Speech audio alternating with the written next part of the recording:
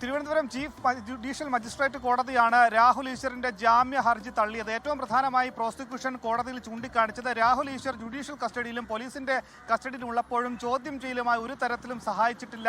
ഇയാളുടെ ഗാഡ്ജറ്റുകൾ, പ്രധാനമായും ലാപ്ടോപ്പ് അടക്കമുള്ള കാര്യങ്ങൾ പോലീസ് പിടിച്ചെടുത്തെങ്കിൽ ഇതിന്റെ പാസ്വേഡ് അടക്കമുള്ള കാര്യങ്ങൾ പങ്കുവച്ചിട്ടില്ല. അതുകൊണ്ട് തന്നെ ഇതൊരു ഗൗരവ സ്വഭാവമുള്ള കേസാണ്. ഒരു പൊതുയിടത്തിൽ നിന്നും, അതായത് ഒരു സ്ത്രീയെ പീഡിപ്പിച്ചതിന്റെ കേസിന്റെ FIR വിശദാംശങ്ങൾ അത് പൊതുമധ്യത്തിൽ അതിന്റെ വിശദാംശങ്ങൾ അത് പ്രസിദ്ധീകരിക്കുക എന്നുള്ളത് വലിയൊരു ക്രിമിനൽ കുറ്റമാണ്. പക്ഷേ രാഹുൽ ഈശ്വറിന്റെ അഭിഭാഷകനാകട്ടെ കോടതിയിൽ വാദിച്ച പ്രധാനപ്പെട്ട വാദം പോലീസിന്റെ FIRന്റെ വിശദാംശങ്ങൾ മാത്രമാണ് പ്രതി സമൂഹ മാധ്യമങ്ങളിൽ പങ്കുവച്ചതാണ്. പക്ഷേ അതൊരു പൊതുരേഖയായി, ഈ പെൺകുട്ടിക്കെതിരായ പീഡനത്തിന്റെ വിശദാംശങ്ങളിന്റെ FIRന്റെ വിശദാംശങ്ങൾ ഒരു പൊതുരേഖയായി കണക്കാക്കാൻ സാധിക്കുകയില്ല എന്നതായിരുന്നു കോടതിയുടെ നിരീക്ഷണം. അതുകൊണ്ട് തന്നെ പ്രതിഭാഗത്തിന്റെ വാദഗതി തന്നെ അപ്പോൾ തെറ്റായിപ്പോയി. പ്രധാനമായും രാഹുൽ ഈശ്വറിനെ പോലെയുള്ള ആൾ കോടതിയെയും നിയമവ്യവസ്ഥയെയും വെല്ലുവിളിക്കുകയാണ് ചെയ്യുന്നത്.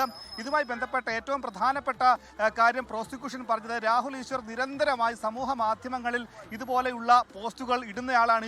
ഈ ഒരു വിഷയം മാത്രമല്ല, ഇത്തരം കാര്യങ്ങളിൽ ജാമ്യം അനുവദിച്ചാൽ അത് സമൂഹത്തോട് കൊടുക്കുന്ന തെറ്റായ സന്ദേശമായി മാറും എന്ന പ്രോസിക്യൂഷന്റെ പ്രധാനപ്പെട്ട വാദം കോടതി അംഗീകരിച്ചു.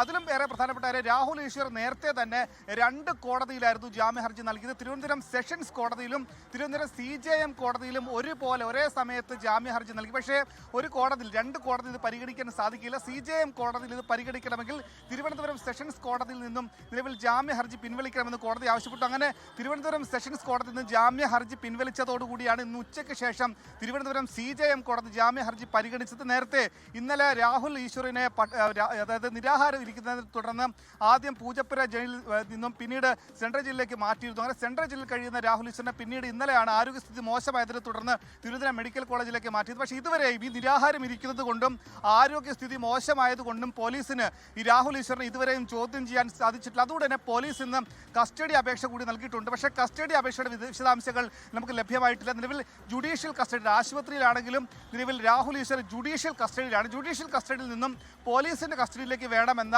പോലീസിന്റെ കസ്റ്റഡി അപേക്ഷ ഇന്ന് കോടതി പരിഗണിച്ചിട്ടുണ്ട്.